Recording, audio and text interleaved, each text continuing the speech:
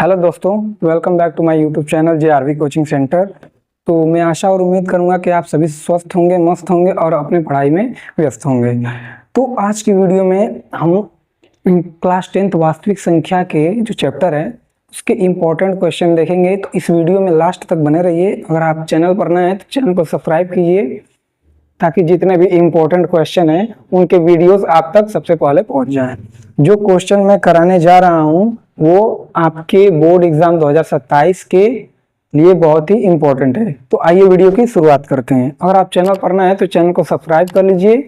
अब आइए चलते हैं। पहला क्वेश्चन दिया है कि 3 टैंकरों में क्रमशः 403 लीटर, 434 लीटर और 465 लीटर डीजल है। तो ऐसे पात्र की अधिकतम क्षमता ज्ञात कीजिए जिससे तीनों पात्रों के डीजल को पूर्ण संख्या में मापा जा सके। ठीक, यानी कि यहाँ पर दिया है जैसे 3 टैंकर होंगे। मैं मान लेता हूँ कि जैसे टैंकर नंबर 1, टैंकर नंबर 2 और टैंकर नंबर 3। तो ऐसे 3 टैंकर दिए हुए हैं और इस पहले वाले में 403 लीटर डीजल है, दूसरे वाले में 434 लीटर है और तीसरे वाले में 465 लीटर डीजल है। तो हमें पूछ रहा है कि कोई ऐसा पात्र यानी कि बर्तन, पात्र का मतलब होता है बर्तन, जिससे हम इसमें से डीजल निकाल सके पूरा भर के, पूरा बर्तन। तो वही पूछ रहा है कि अधिकतम क्षमता ज्ञात कीजिए। तो अब क्या करेंगे, ये जो तीनों संख्याएं दी हैं इनका हम हाईएस्ट कॉमन फैक्टर निकालेंगे। ये कैसे पता चलेगा कि हाईएस्ट कॉमन फैक्टर निकालना है? क्योंकि यहाँ पर जो वर्ड दिया है अधिकतम, अधिकतम का मतलब होता है कि हाईएस्ट। HCF में, जैसे HCF में H का मतलब क्या होता है? H का मतलब होता है ना कि हाईएस्ट, हाईएस्ट होता है। तो इसी से हमें पता चलेगा कि जो पूछा है हमें अधिकतम, यानी कि हम इसका मौसा निकालेंगे। वो जो आएगा वो पात्र की अधिकतम क्षमता हो जाएगी। अब आगे देखते हैं। हल में लिखेंगे, हल 3 टैंकर दिया है तो हम लिखेंगे 403 लीटर, 403 और 434 और 465 दिया है। इनका जो मौसा आएगा वही पात्र की अधिकतम क्षमता हो जाएगी। तो इसे पहले खंड करेंगे। खंड करेंगे तो पहले काटेंगे, किससे काटेंगे? अगर नहीं कटेगा तो पहले भाग करके देखते हैं किससे कटेगा। ये 403 जो है, 403 को 31 से भाग देंगे या फिर पहले 13 से दे देते हैं। 13 से तो हो जाएगा 13 तिया 39। ठीक, 13 तिया 39 हो जाएगा। फिर 10 में से 9 जा 1 हो जाएगा, फिर 3 बच जाएगा, फिर 13 कम 13, यानी कि इस 413 को लिख सकते हैं 13 गुणे में 31। अब 434 है तो इसको कैसे लिखेंगे? इसका भी अभाज्य गुणनखंड करेंगे। तो 434 का अभाज्य गुणनखंड करेंगे, पहले से 2 से काटेंगे। तो 2 दूना के 4, 2 1 कम 2, 2 सत्ते 14। फिर किसे काटेंगे? फिर नहीं कटेगा, फिर काटेंगे इसे 7 से काटेंगे। 7 तरीके 21, 7 एकम 7। फिर 31 से काटेंगे, 31 एकम 31। तो इसे हम लिख सकते हैं कि 2 गुणे 7 गुणे 31 लिख लिया। अब 465 को लिखेंगे। तो 465 मैंने यहाँ पर लिखा 465। इसका भी करेंगे, पहले इसे 3 से काटेंगे। 3 एकम 3, 3 पचे 15, 3 पचे 15। फिर से 5 से काटेंगे, 5 ते 15, 5 एकम 5। फिर इसे 31 से काटेंगे, 31 से काटेंगे, एक बार में कट जाएगा। इसे कैसे लिख सकते हैं? 3 गुणे 5 गुणे 31। अब हमें पात्र की अधिकतम क्षमता ज्ञात करना है। तो मैंने बताया कि जो इसका मौसा होगा वही पात्र की अधिकतम क्षमता हो जाएगी। अब मौसा के लिए मैंने बताया था क्या करेंगे? मौसा ऐसे लिखेंगे कि पात्र की अधिकतम पात्र की अधिकतम क्षमता जो होगी इनका मौसा होगा। तो मौसा कितना आएगा? 31, जो तीनों में कॉमन है। मैंने बताया था कि जो तीनों में, जैसे जितनी संख्याएं दी हैं, मतलब लीजिए अगर 2 संख्याएं दी हैं तो उन दोनों में जो कॉमन है वो उसका मौसा हो जाएगा। लेकिन यहाँ पर तीन संख्याएं दी हैं तो तीनों का पहले फैक्टर करेंगे, उसके बाद देखेंगे कि तीनों में कौन सी संख्या कॉमन है। तो यहाँ पर भी देख रहे हैं 31 है, यहाँ पर भी 31 है और इस वाले फैक्टर में भी 31 है। तीनों के फैक्टर में यानी कि गुणनखंड में 31 आ रहा है, तो यानी कि जो तीनों में कॉमन होगा वो उसका मौसा हो जाएगा। तो मौसा क्या हो जाएगा 31, और ये 31 जो आएगा वो आएगा लीटर में। क्यों लीटर में? क्योंकि यहाँ पर भी जो दिया था 403, 434 और 465, ये भी लीटर में ही था। तो जो क्षमता आएगी पात्र की वो 31 लीटर आएगी। तो इस तरह से इस सवाल को सॉल्व करना है। आप इस वीडियो को बैक करके बार बार देखिएगा ताकि ये सवाल अच्छी तरीके से आपको क्लियर हो जाए। अब चलेंगे आगे वाले क्वेश्चन पर। अगला क्वेश्चन दिया है दूसरा नंबर कि एक स्कूल में आर्थिक रूप से कमजोर विद्यार्थियों के लिए एक पुस्तक बैंक है। मतलब पुस्तक बैंक है कि मतलब जितने आर्थिक रूप से मतलब जिनके पास पैसे नहीं है, घर की कंडीशन सही नहीं है, उन विद्यार्थियों के लिए एक पुस्तक बैंक बना दिया गया है जिसमें पुस्तकें रखी जाती है। वो विद्यार्थी आकर उसमें से लेकर पुस्तक पढ़ते हैं। ठीक, अब दिया है पुस्तक बैंक है, कक्षा 10 के विद्यार्थियों ने पुस्तक बैंक के लिए निम्नलिखित संख्या में पुस्तकें दान की। मतलब कक्षा 10 के विद्यार्थी हैं, उन्होंने अंग्रेजी की इतनी पुस्तकें दान की, हिंदी की इतनी पुस्तकें दान की और गणित की इतनी पुस्तकें दान की। ठीक, अब आगे बोला है कि इन पुस्तकों के ढेर को इस प्रकार रखना है कि प्रत्येक ढेर में पुस्तकों की संख्या समान हो। प्रत्येक ढेर में पुस्तकों की अधिकतम संख्या क्या है? तो इस सवाल को भी पिछले सवाल की तरह ही करेंगे क्योंकि अधिकतम पूछा है। अधिकतम से हमें ये पता चलता है कि क्या ज्ञात करना है, HCF, क्योंकि HCF में H का मतलब होता है हाईएस्ट, हाईएस्ट यानी कि अधिकतम। अब अगर आप चाहें तो इसका एक स्क्रीनशॉट ले सकते हैं क्योंकि क्वेश्चन बहुत बड़ा है, बस देखने में बड़ा है बहुत छोटा सा। तो इसका एक स्क्रीनशॉट लीजिए, फिर मैं आगे चलता हूं।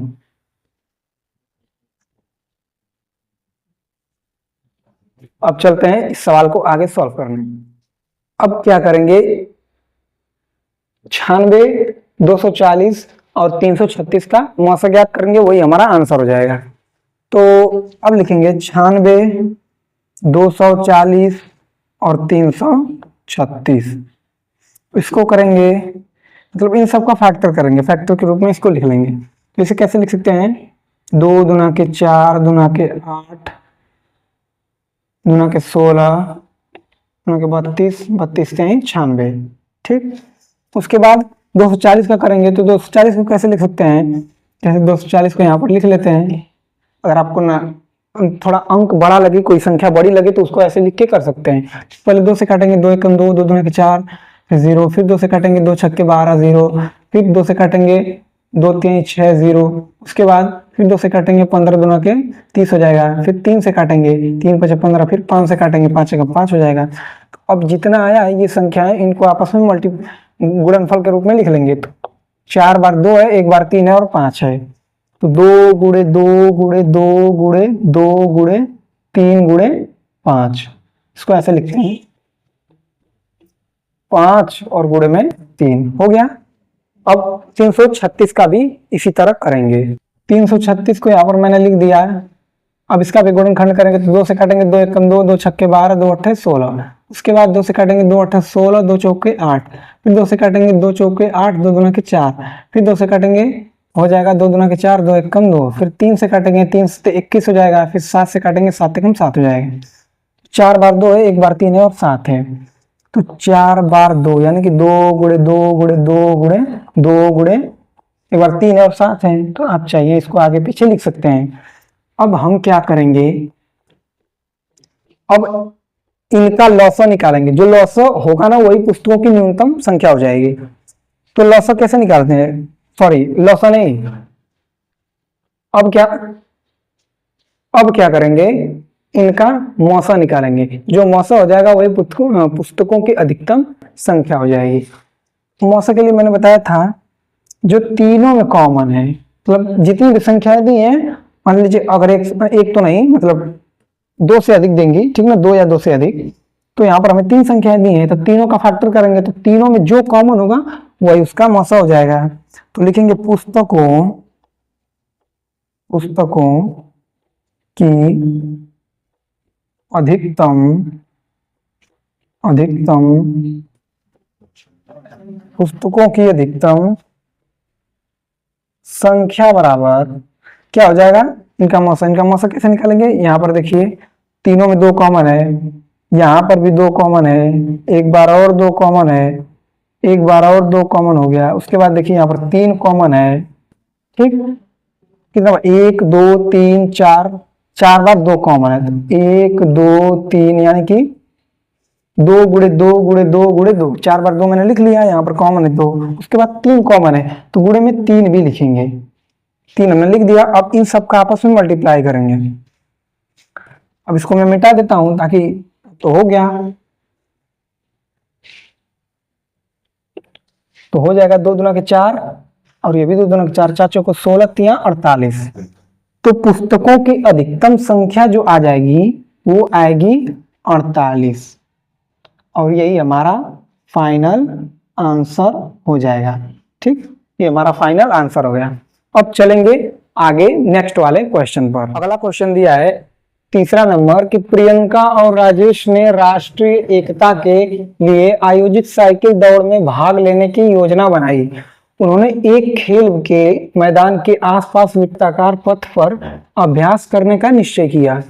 प्रियंका को एक चक्कर पूरा करने में 12 मिनट लगे, जबकि राजेश को एक चक्कर पूरा करने में, सॉरी, प्रियंका को एक चक्कर पूरा करने में यहां पर 18 होगा, प्रियंका को एक चक्कर पूरा करने में 18 मिनट लगे, जबकि राजेश को एक चक्कर पूरा करने में 12 मिनट लगे। मान लीजिए कि दोनों ने एक ही समय पर साइकिल दौड़ प्रारंभ की और वे एक ही दिशा में जा रहे हैं, तो कितने समय बाद वे प्रारंभिक बिंदु पर पुनः मिलेंगे। दोस्तों ये सवाल देखने में थोड़ा बड़ा लग सकता है लेकिन है बहुत ही आसान सवाल। मैं इसको समझाता हूं। अभी इसे वृत्ताकार पथ है कोई, इसको पहले आप स्क्रीनशॉट ले लीजिए, उसके बाद मैं इसको एक्सप्लेन करता हूं।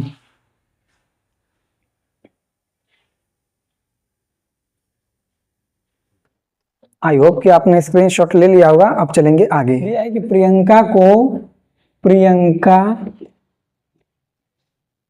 कितने मिनट लगते हैं, 18 मिनट, और राजेश को 12 मिनट। यानी कि एक वृत्ताकार पथ है, इसे एक वृत्ताकार पथ हमने बना लिया, इसको मान सकते हैं वृत्ताकार पथ। तो प्रियंका और राजेश सपोज दैट कि यहां से चलते हैं, दोनों एक ही साथ चलते हैं, ठीक। तो प्रियंका चल रही है तो उसको 18 मिनट में कंप्लीट कर रही है, मतलब 18 मिनट में वापस अपने उसी स्थान पर आ जा रही है जहां से वो चलना प्रारंभ की थी। और राजेश चल रहा है तो वो 12 मिनट, ठीक, वो 12 मिनट में चला जा रहा है। एक तो अब पूछा है कि कितने समय बाद, मतलब कितने मिनट बाद ये दोनों एक साथ पर, मतलब एक स्थान पर चलते हुए नजर आएंगे, एक स्थान पर मिलेंगे। तो दोस्तों इससे पिछले वाले वीडियो में, 2-4 पहले वीडियो में मैंने बताया था, इस तरीके के सवालों को, जैसे वृत्ताकार पथ वाला सवाल आ जाए, 2 लोग दौड़ रहे हैं या फिर साइकिल रेस हो रहा है, इस तरह के क्वेश्चंस को क्या करेंगे, जब भी इस तरह के क्वेश्चन है, 2 लोग हैं 3 लोग हैं, जितने भी लोग दौड़ रहे हैं वृत्ताकार पथ पर, उसके लिए हम लॉसा लेते हैं। लॉसा क्यों लेते हैं, इसके लिए मैंने बताया था कि लॉसा जो होता है वो जितनी भी संख्या है सबको एक लेवल पर ला देता है, यानी कि एक लेवल यानी कि एक साथ कर देगा। जितने भी लोग हैं ना, इनको बता देगा कि कितने समय बाद वे एक साथ होंगे, इसीलिए बस लॉसा लेते हैं। तो आइए इसको लॉसा लेते हैं।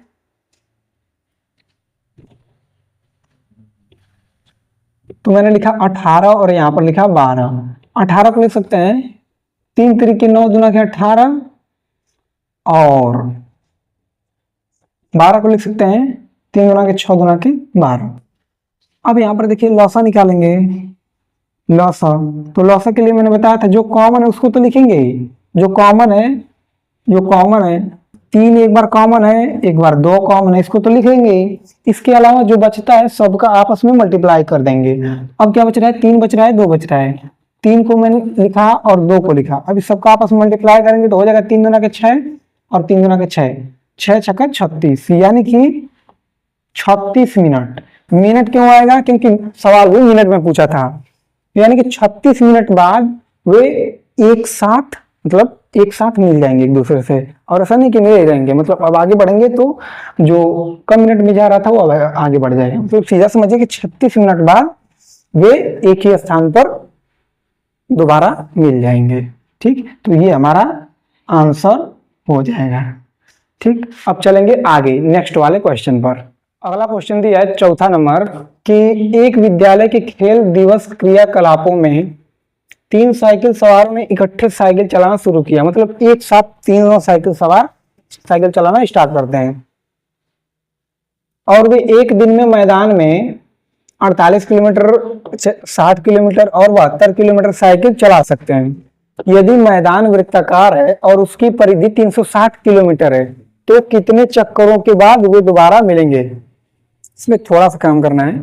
पहले बात जानिए कि वाला जो साइकिल सवार है उतना किलोमीटर चलाता है और ये इतना किलोमीटर, और तीसरा वाला इतना किलोमीटर चलाता है। पूछा है कि एक वृत्ताकार मैदान है, मतलब उसकी परिधि 360 किलोमीटर है। परिधि का मतलब होता है कि वृत्ताकार पथ की लंबाई कितनी है, उसी को परिधि बोलते हैं। किसी वृत्त के वृत्ताकार पथ की लंबाई या वृत्ताकार पथ उसकी परिधि कहलाती है। तो वो जो परिधि दिया है वो 360 किलोमीटर दिया है। अब बोला है तो कितने चक्करों के बाद वे दोबारा मिलेंगे, इसमें चक्कर पूछा है, ये नहीं पूछा कि कितने किलोमीटर पर वो मतलब एक साथ मिलेंगे। इसके अगले वाला मतलब इसके थोड़ा सा और आगे पूछ लिया है, चक्करों में पूछ लिया उसी चीज को। आइए इस सवाल को सॉल्व करते हैं। पहले थोड़ा सा सवाल देखने में बड़ा लग सकता है, लेकिन आप पहले इसका स्क्रीनशॉट ले लीजिए, फिर इसको आगे मैं एक्सप्लेन करता हूं। तो ये पहला दिया था 48 किलोमीटर, दूसरा दिया था 60 किलोमीटर और तीसरा दिया था 72 किलोमीटर।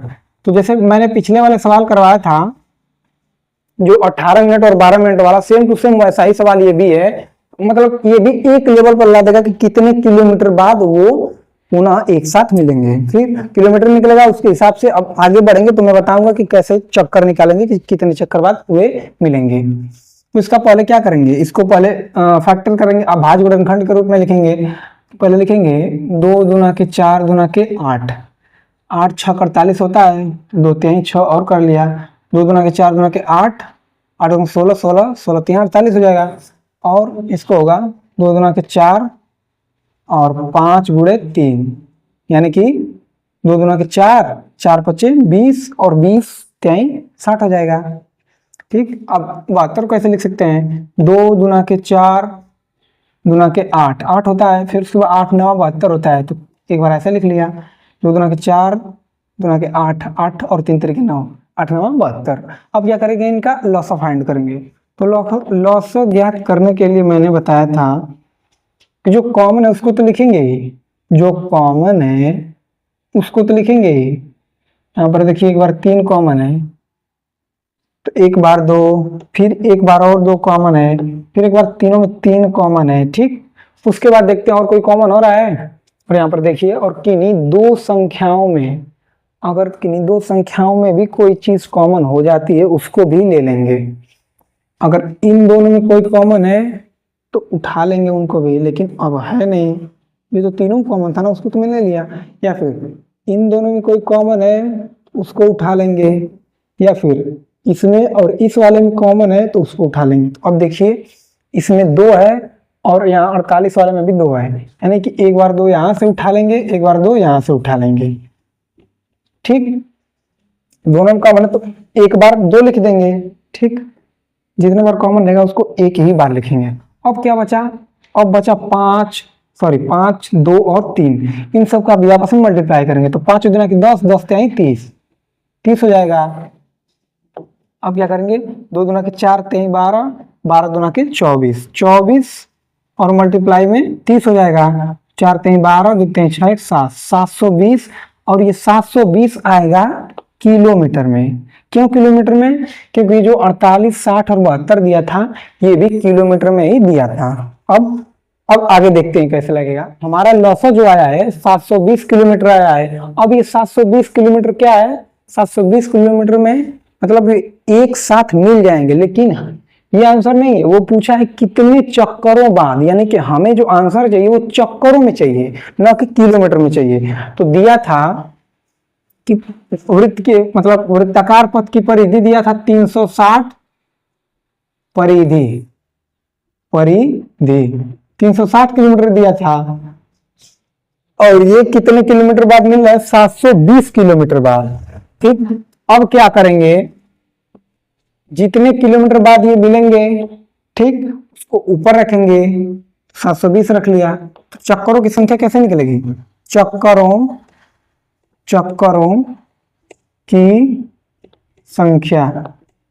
चक्करों की संख्या बराबर लिखेंगे 720 किलोमीटर है तो किलोमीटर यहां पर लिख देंगे, और 360 भाग दे देंगे। इसमें भाग ही देना है, थोड़ा उल्टा लगता है ना, जैसे मैंने बोला कि जैसे वृत्ताकार पथ की परिधि 360 किलोमीटर है और वो मिल रहे हैं 720 किलोमीटर पर, यानी कि इतना और चलेंगे तब तो मिलेंगे, यानी कि ये एक चक्कर है। तो जब इसको उल्टा ऐसे सोचिए तो भाग देने वाली कंडीशन ही बनेगी। तो किलोमीटर से किलोमीटर कट जाएगा, 0 से 0 कट जाएगा, 36 से काटेंगे तो 36 गुना के 72 आएगा, यानी चक्करों की संख्या आएगी 2, यानी 2 चक्कर बाद 2 चक्कर में वे पुनः एक दूसरे से, मतलब एक दूसरे के साथ मिल जाएंगे। ठीक, तो ये 2 चक्कर हमारा आंसर हो जाएगा। अब चलेंगे नेक्स्ट क्वेश्चन पर। अगला क्वेश्चन दिया है 5वां नंबर कि समूह पी, क्यू और आर में क्रमशः 156, 208 और 260 विद्यार्थी हैं। मतलब कोई समूह है, विद्यार्थियों का समूह पी, समूह क्यू, समूह आर। तो पी में 156 विद्यार्थी हैं, क्यू में 208 विद्यार्थी हैं और आर में 260 विद्यार्थी हैं। पूछा है कि कॉलोनी के पास एक जगह जहां लोग कूड़ा फेंकते थे, विद्यार्थियों ने वहां तालाब बनाने का निश्चय किया और वहीं से विद्यार्थियों को ले जाने के लिए बसें आती हैं। यदि प्रत्येक समूह के बच्चों को पृथक रूप से बिठाया जाए और प्रत्येक बस में बैठने वाले विद्यार्थियों की संख्या समान हो, तब बसों की न्यूनतम संख्या ज्ञात कीजिए। हमें पूछा है बसों की न्यूनतम संख्या। इस सवाल को पहले प्रैक्टिकली समझ लेते हैं, फिर उसके बाद इसके सॉल्यूशन को देखेंगे। पहले दिया है कि न्यूनतम संख्या ज्ञात कीजिए। आप यहाँ पर न्यूनतम देखकर ये ना समझिएगा कि इसका लसा लेना है। बता दो, कुछ सवालों में ऐसा होता है कि न्यूनतम दिया होता है लेकिन उस सवाल में मौसम ज्ञात करना होता है। अब ध्यान से इस सवाल को समझिए।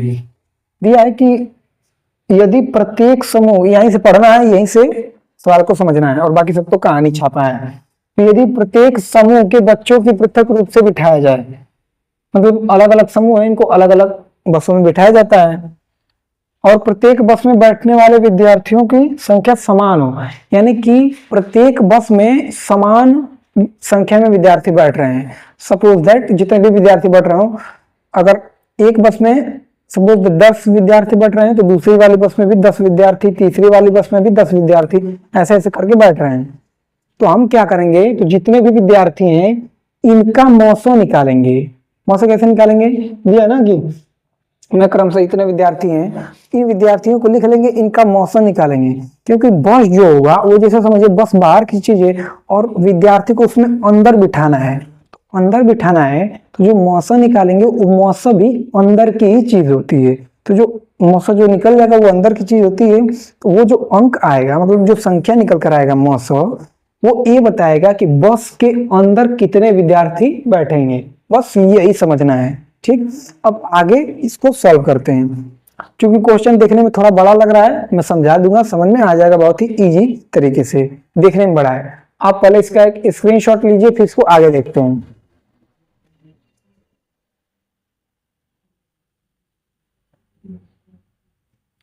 आई होप आपने स्क्रीनशॉट ले लिया होगा। अब चलते हैं आगे।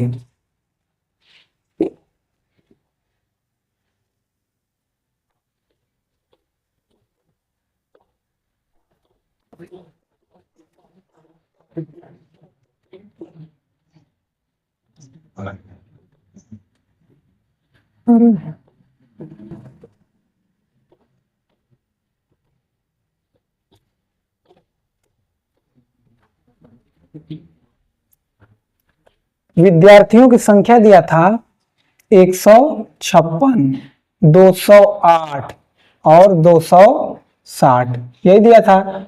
इन सभी का अभाज्य गुणनखंड पहले करेंगे। तो पहले 2 से काटेंगे, तो इसे पहले यहां पर ऐसे लिख लेते हैं दो सत्ते 14, दो अट्ठे 16 हो जाएगा। उसके बाद 2 से काटेंगे, 2 3 6, 2 9 18, फिर 3 से काटेंगे, 13 3 39 हो जाएगा। उसके बाद फिर 13 से काटेंगे, 13 कम 13 हो जाएगा।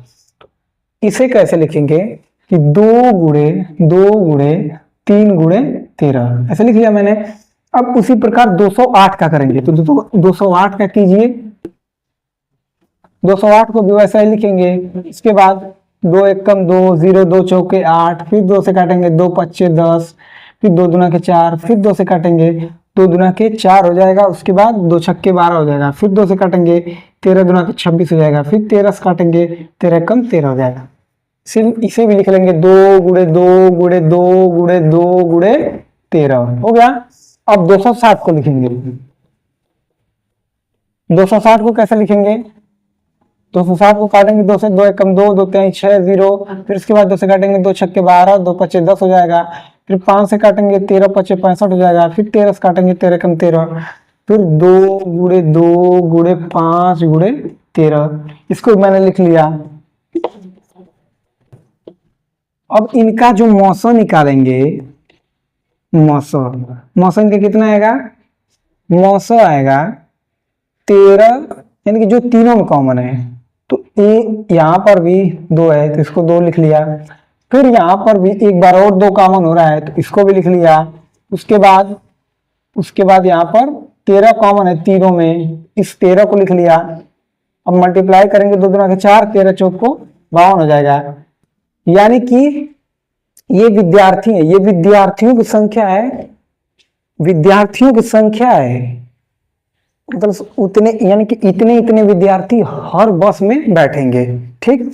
अब पूछा है हमसे पूछा था कि बसों की न्यूनतम संख्या है। हमें विद्यार्थियों की संख्या से मतलब नहीं है, हमें बसों की संख्या चाहिए।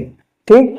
वो दिया था ना कि विद्यार्थी, यदि प्रत्येक बस में विद्यार्थी समान बैठे, इतने ही विद्यार्थी बस में बैठेंगे। हमें मौसम निकाल कर हमने पता किया, क्योंकि विद्यार्थी जो बैठेंगे उसके अंदर ही बैठेंगे, और मौसम जो होता है ये संख्याओं के अंदर की चीज होती है। अब इतने विद्यार्थी को बस में ले जाकर बैठा देंगे। अब बसों की संख्या हमें निकालनी है, तो लिखेंगे अतः बसों की न्यूनतम संख्या। बसों की न्यूनतम संख्या क्या होगी? भाग लगाएंगे। अब इसको बताऊंगा क्यों भाग लगाएंगे। 156 बटे में 52 करेंगे, प्लस में फिर क्या था? 208 था, 208 बटे में 52 करेंगे। फिर क्या था? फिर कितने थे? 260 बटे में 52 था। तो काटेंगे, इसे काटेंगे तो क्या आएगा? कितने बार में कटेगा देख लेते हैं। 2 3 6 और 5 6 15, यानी कि 3 बार में कटेगा। तो यहाँ पर क्या हो जाएगा? 3 से काटेंगे तो 3 हो जाएगा, प्लस लगाएंगे। उसके बाद इसे काटेंगे तो कितने बार में जाएगा? 52 है, यहाँ पर 4 दूना के 8 और 5 को 20, यानी कि 4 बार में जाएगा। और इसे काटेंगे तो 5 बार में जाएगा। ठीक। 5 दूना के 10, 5 पच्चे 25, 26, तो 4 3 7, 7 और 5 12, यानी कि यहाँ पर आ गया 12। इसको मैं यहाँ पर लिखता हूं 12। तो मैंने 156 बटे, मतलब ये विद्यार्थियों की संख्या थी, और ये कंप्लीट पूरे विद्यार्थियों की संख्या थी, और ये यानी कि एक बस में कितने विद्यार्थी बैठेंगे। ठीक। अगर मैं आपसे कहता हूं कि एक बस में इतने विद्यार्थी बैठ रहे हैं, तो 2 बसों में कितने बैठेंगे? इतना गुणे 2। अगर मैं कहता हूं कि 3 बसों में कितने विद्यार्थी बैठेंगे? इतना गुणे 3। अगर मैं कहता हूं कि 10 बसों में कितने विद्यार्थी बैठेंगे? इतना गुणे 10। उसी प्रकार अगर इसका मैं उल्टा बोलूं कि इतने विद्यार्थी हैं, ठीक, इतने विद्यार्थी एक बस में बैठ रहे हैं, यानी कि एक बस में बैठने वाले विद्यार्थियों की संख्या 52 है, तो इतने विद्यार्थी कितने बसों में बैठेंगे? इसी का उल्टा कर देंगे। ठीक। यानी कि भाग कर देंगे। अगर मैं सीधा पूछा था कि एक बस में इतने बैठ रहे हैं, तो 2 बस में कितना, तो मल्टीप्लाई करते थे। अगर 3 बस में कितना, फिर 3 का मल्टीप्लाई करते थे। अब मैं इसी का उल्टा दे दिया हूं कि इतने विद्यार्थी हैं, अब ये कितने बसों में बैठेंगे? तो इतने विद्यार्थी हैं और एक बस में इतने विद्यार्थी बैठ रहे हैं, तो इतने बटे में इतने कर देंगे, यानी कि 3 बस में 156 विद्यार्थी बैठेंगे। उसी प्रकार 208 विद्यार्थी कितने बसों में बैठेंगे, 208 बटे में सॉरी 56 नहीं 52 होगा, और यहाँ पर 208 विद्यार्थी कितने बसों में बैठेंगे, 208 बटे 52 कर देंगे। उसके बाद तो काटेंगे तो 4 आएगा। उसके बाद 260 विद्यार्थी कितने बसों में बैठेंगे, तो 260 बटे में 52 यानी कि 5 बसों में 260 विद्यार्थी बैठेंगे। तो हमें बसों की न्यूनतम संख्या ज्ञात करनी है ना, यानी कि 3 बसों में 156 विद्यार्थी, 4 बसों में इतने विद्यार्थी और 5 बसों में इतने विद्यार्थी। तो बसों की न्यूनतम संख्या पूछा है, तो बसों की न्यूनतम संख्या हो जाएगी 3, 4 और 5 को जोड़ देंगे तो 12। अब लास्ट में लिख देंगे कि अतः बसों की न्यूनतम संख्या कितनी है, बसों की न्यूनतम संख्या 12। ठीक, तो ये हमारा आंसर हो जाएगा। छठवां क्वेश्चन दिया है, 6 नंबर क्वेश्चन है कि √2 एक अपरिमेय संख्या, यानी कि इसको सिद्ध करना है। यहां पर लिख लीजिए कि सिद्ध कीजिए कि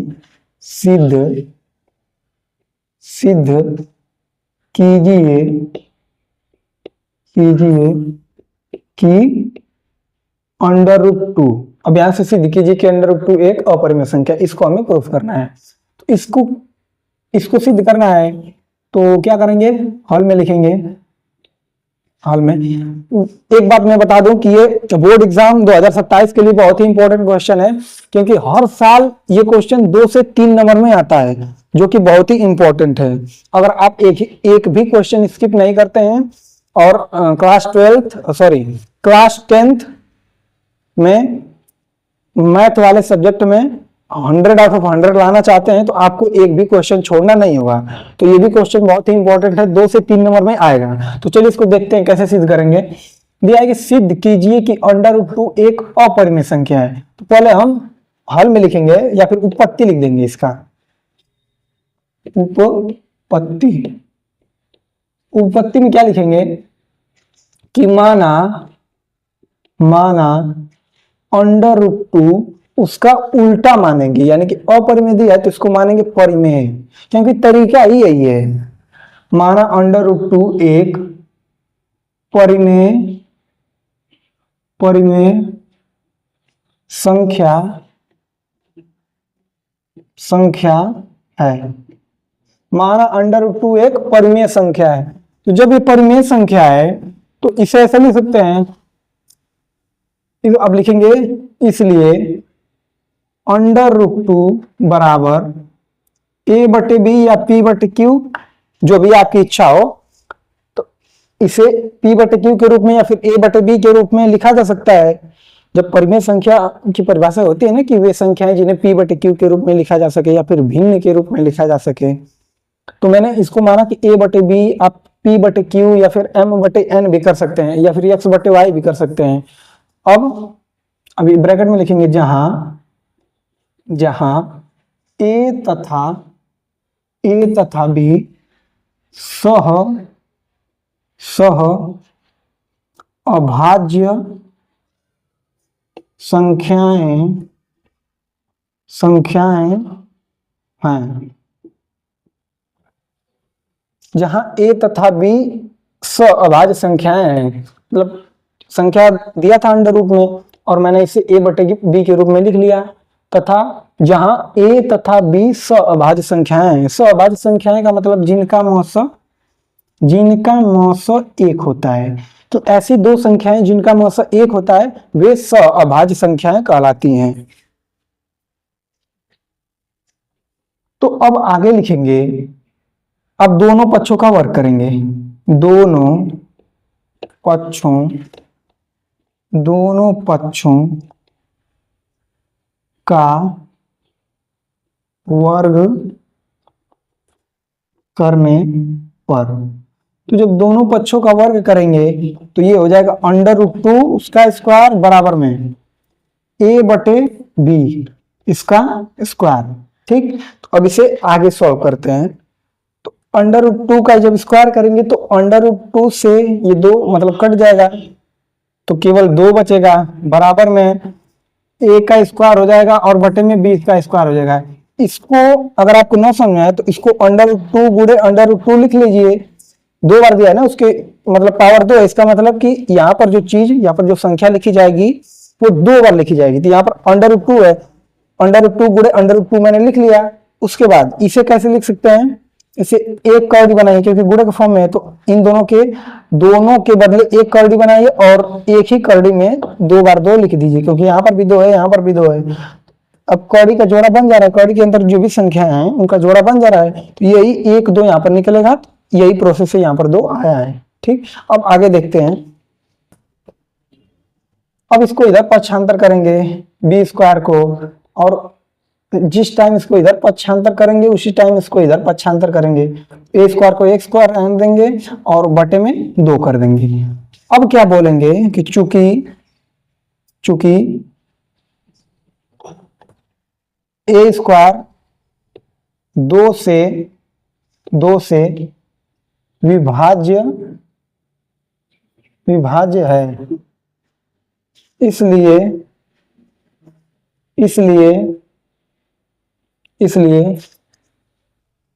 a भी 2 से विभाज्य होगा, विभाज्य होगा। ठीक, यानी कि ये जो a² है 2 से विभाज्य है, देखिए यहाँ पर भाग कर रहा है, अतः a भी 2 से विभाज्य होगा। अगर मैं यहाँ पर कोई a को कोई संख्या मान लेता हूँ, जैसे मैंने मान लिया 4, a को मैंने 4 मान लिया, ऐसे 4 मान लिया। अब इसका स्क्वायर करेंगे तो 4 गुणे 4 हो जाएगा और बटे में 2 है। देखिए 2 से ये 4 कटेगा तो 2 4 दूना के 8 विभाजित हो रहा है, क्योंकि 4 का स्क्वायर किए हैं, यानी कि इसका जो वर्ग है a बराबर कुछ मान लिए उसका वर्ग किए हैं, तो वो पूरा विभाजित हो जा रहा है। तो जब a² विभाजित हो जा रहा है तो a भी देखिए विभाजित होगा कि नहीं, 2 से 2 के 4 विभाजित हो जा रहा है। इसलिए मैंने बोला, इसी आधार पर मैंने बोला कि चूंकि a² 2 से विभाज्य है, इसलिए a भी 2 से विभाज्य होगा। अब इसके आगे चलते हैं। अब हम a को लिख सकते हैं a बराबर 2m, जहां m कोई पूर्णांक है, है। मतलब a² था तो a² विभाजित हो जा रहा था 2 से, उसी प्रकार तो a को क्या लिख सकते हैं, 2 से विभाजित हो जा रहा है। जैसे मैंने यहाँ पर 8 लिखा, 8 2 से विभाजित हो जा रहा है, तो क्या 8 को हम ऐसे लिख सकते हैं कि 2 गुणे 4 फिर बटे में 2 लिख सकते हैं ना। इसी 2 से ये वाला 2 कट जाएगा। ठीक, तो मैंने क्या किया कि जो a था, a को एक पल के समझे कि 8 है। ठीक, अब इस 8 को कैसे लिख सकते हैं, 2 गुणे 4 लिख सकते हैं और बटे में 2 था इससे पहले जो मैंने लिखा था। तो ये जो गुणांक है 4, इसका गुणांक है, इसको मैंने m मान लिया। ठीक, इसी तरीके के जितने भी क्वेश्चन होंगे हम उसी तरह करेंगे। तो ये जो 4 है इसको मैंने m मान लिया, जहां m कोई पूर्णांक है। अब क्या करेंगे, इसको समीकरण 2 मानेंगे, और जो मैंने पहले लिखा था कि b² बराबर a² बटे में 2, इस वाले को समीकरण 1 मानेंगे। अब क्या करेंगे कि इस a का मान उठाकर इसमें रखेंगे। तो आइए रखते हैं, तो लिखेंगे समीकरण 1 में a बराबर 2m रखने पर, a बराबर 2m रखने पर आपकी मर्जी, आप यहाँ पर x मान सकते हैं, y मान सकते हैं, n मान सकते हैं, p मान सकते हैं। ठीक, लेकिन जो a भी शुरुआत में मान है वो नहीं मानेंगे, क्योंकि कंफ्यूजन क्रिएट होने लगेगा। आइए अब आगे रखते हैं समीकरण 1 में a बराबर 2m रखने पर। समीकरण कौन सा है ये, तो इसमें a बराबर 2m रखिए, तो लिखेंगे b² बराबर एक जगह 2m रखेंगे, पूरा को एक की जगह 2m रख लिया, और चूंकि उसका स्क्वायर है तो इस पूरे का स्क्वायर करेंगे। ये नहीं कि केवल m का स्क्वायर करके छोड़ देंगे, नहीं, a का मान ही पूरा 2m है, तो इसका पूरे का स्क्वायर करेंगे और बटे में 2 करेंगे। अब यहाँ पर इसको आगे सोल्व करेंगे तो हो जाएगा b² बराबर 2 का स्क्वायर 4 हो जाएगा, और m का स्क्वायर m² बटे में 2। अब इससे इसको काटेंगे तो 2 हो जाएगा। ठीक, 2 दूना के 4 कट जाएगा। अब क्या करेंगे, जो हमने पीछे बात बोला था सेम बात यहां पर भी बोलेंगे। अब क्या करेंगे, हो गया ये बी स्क्वायर बराबर 2m²। ठीक, इतना मैंने कर लिया। अब हम ऐसे लिख सकते हैं कि m स्क्वायर बराबर बी स्क्वायर बटे में 2, यानी कि एम स्क्वायर को एम स्क्वायर रहने दिया और ये 2 और ये एम स्क्वायर गुणा के फॉर्म में है, यहाँ पर बीच में गुणा है तो इसको टांग खींच के इसके नीचे लाएंगे तो बी स्क्वायर रहेगा और बटे में 2 हो जाएगा। अब पीछे जैसे हमने लिखा था वैसे ही सेम टू सेम लिखेंगे कि चूंकि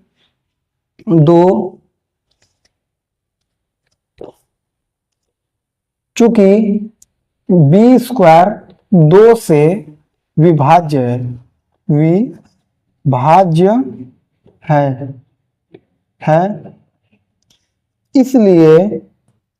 इसलिए बी भी 2 से विभाज्य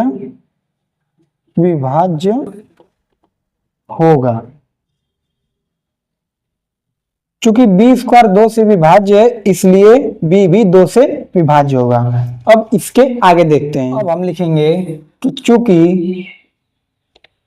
ए और बी का एक के अतिरिक्त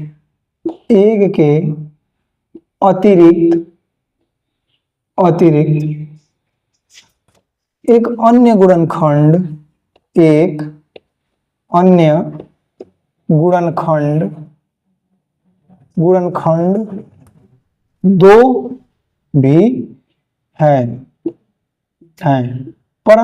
परंतु हमने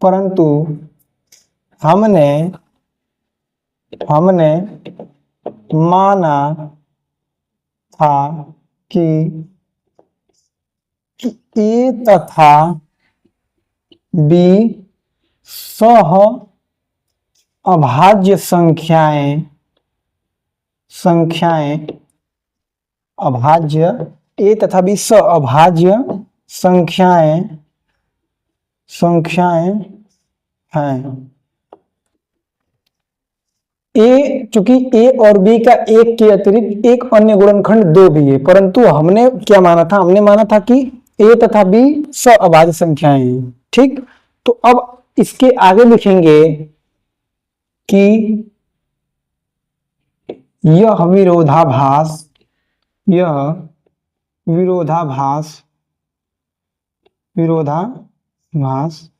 हमारी गलत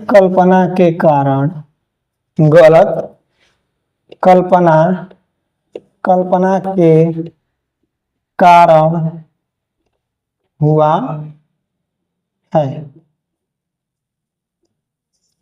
कि यह विरोधाभास हमारी गलत कल्पना के कारण हुआ है। अब लास्ट में बस एक लाइन छाप देंगे कि इसलिए √2 एक अपरिमेय संख्या है। बस ये लिख देना है। अब लास्ट में लिखेंगे इति सिद्धम। क्या लिखेंगे, इति सिद्धम। तो इस तरह से हमारा सवाल कंप्लीट हुआ। इसी तरह सेम टू सेम आप √2 सॉरी √3 √7 √5 और √10 का भी सेम टू सेम सिद्ध कर सकते हैं। अब चलेंगे इसके अगले वाले स्टेप पर कि अगला टाइप का क्वेश्चन कैसा पूछा जाता है। अगला टाइप क्वेश्चन पूछता है कि सिद्ध कीजिए कि 3 × √2 एक अपरिमेय संख्या है। वो फर्स्ट वाला टाइप था, ये सेकेंड टाइप है। तो और एक बार ध्यान दीजिएगा दोस्तों कि जो फर्स्ट टाइप है उसी में थोड़ा टाइम लगता है और इसके अलावा जो टाइप आते हैं वो बहुत ही आसान है, वो कम टाइम में ही हो जाते हैं। तो चलिए इसको देखते हैं। तो इसके उपपत्ति में लिखेंगे उपपत्ति। क्या लिखेंगे, दिया है कि सिद्ध कीजिए कि 3 √2 एक अपरिमेय संख्या है। तो इसको भी वैसे ही सेम टू सेम करेंगे कि माना 3 √2 एक परिमेय संख्या है। कैसी संख्या है, परिमेय संख्या है। तो जब ये परिमेय संख्या है तो इसे ऐसा लिख सकते हैं, इसलिए 3√2 बराबर, इसको p बटे क्यू के रूप में लिख सकते हैं ऐसे करके। उसको मैंने a बटे b माना था, और उसमें b, एक बात और ध्यान दीजिएगा कि b is not equal to 0, मतलब b का जो मान है a बटे b हर कभी 0 नहीं होना चाहिए, ठीक। तो इस तरह सेम टू सेम इसमें भी जब ये परिमेय मान लेंगे तो परिमेय को p बटे क्यू के रूप में लिखा जा सकता है। अब लिखेंगे आगे कि जहां p तथा q एक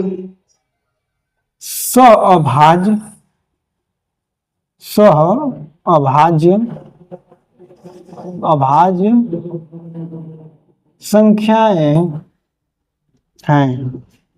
संख्याएं हैं और q का मान जो है वो 0 नहीं होना चाहिए, तो q का मान 0 नहीं होना चाहिए।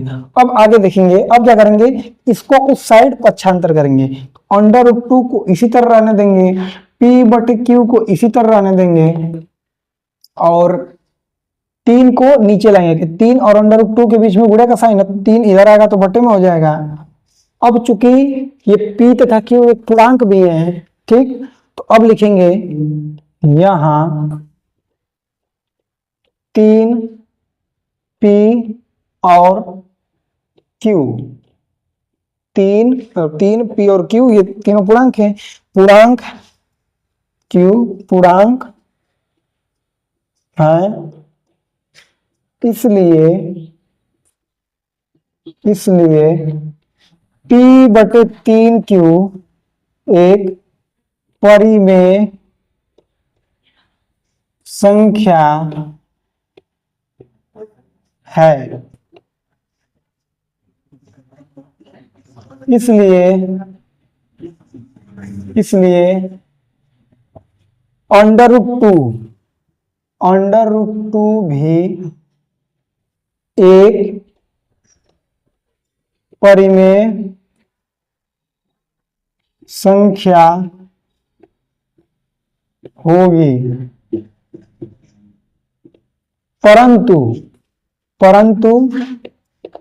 परंतु हम जानते हैं कि √2 कैसी संख्या है, √2 की √2 एक अपरिमेय संख्या होती है, अपरिमेय संख्या होती है। अब लास्ट में एक लाइन और लिख देंगे कि यह विरोधाभास हमारी गलत कल्पना के कारण हुआ है, इसलिए 3√2 एक अपरिमेय संख्या है। यह विरोधाभास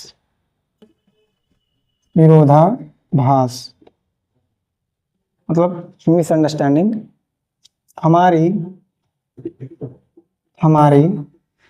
गलत कल्पना के कारण हुआ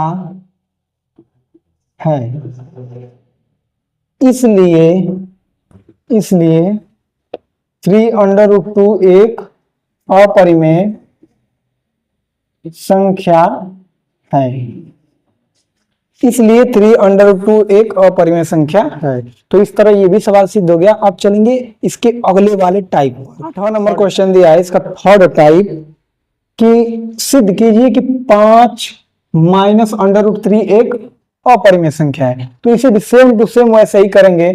तो उपपत्ति में लिखेंगे, उपपत्ति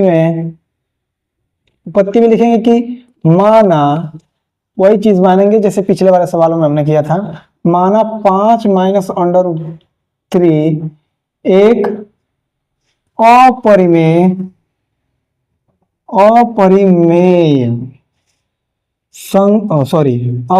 परिमेय, माना 5 √3 एक परिमेय संख्या है। तो जब ये परिमेय संख्या है तो इसे p बटे q के रूप में लिख सकते हैं, या फिर a बटे b, m बटे n, जो भी आपकी मर्जी करें। तो लिखेंगे कि इसलिए क्या 5 माइनस अंडर रूट 3 बराबर m बटे n। ऐसे m बटे n के रूप में लिख सकते हैं। अब लिखेंगे जहां m तथा n सह अभाज्य संख्याएं हैं और n का मान जो है, n का मान 0 नहीं होना चाहिए। ठीक, सहअभाज्य संख्याएं। फिर से मैं बता दूं कि वे संख्याएं जिनका मौसम 1 होता है उन्हें सहअभाज्य संख्याएं कहते हैं। जैसे 3 और 5, ठीक, 2 और 7, इनका जो मौसम होगा वो 1 होगा, तो ऐसी संख्याएं सहअभाज्य संख्याएं कहलाएंगी। अब देखिए, अब इसे ऐसे लिख सकते हैं। अब क्या बोलेंगे, अब इसे भी सेम टू सेम वैसे ही करेंगे। 5, अब इसको इस साइड लाएंगे तो माइनस m बटे n बराबर अंडर रूट 3 हो जाएगा। ठीक, अब लास्ट में लाइन बोलेंगे, एक लाइन कि चूंकि 5 तथा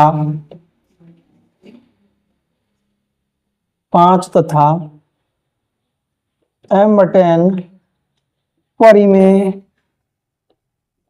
संख्याएं हैं।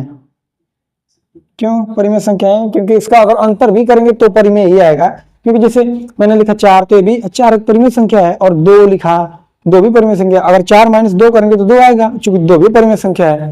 ये भी परिमेय है, ये भी परिमेय है, इनका अंतर जो आएगा वो भी परिमेय संख्या ही आएगी। ठीक, तो सीधा सीधा दिखाई दे रहा है 5 तथा m बटे n परिमेय संख्याएं हैं। ठीक, इसलिए अंडर रूट 3 भी एक परिमेय संख्या होनी चाहिए। इसलिए अंडर रूट 3 को अभी परिमेय संख्या होनी चाहिए। लेकिन हम क्या जानते हैं कि अंडर रूट 3 लिख देंगे अब लास्ट में, परंतु हम जानते हैं कि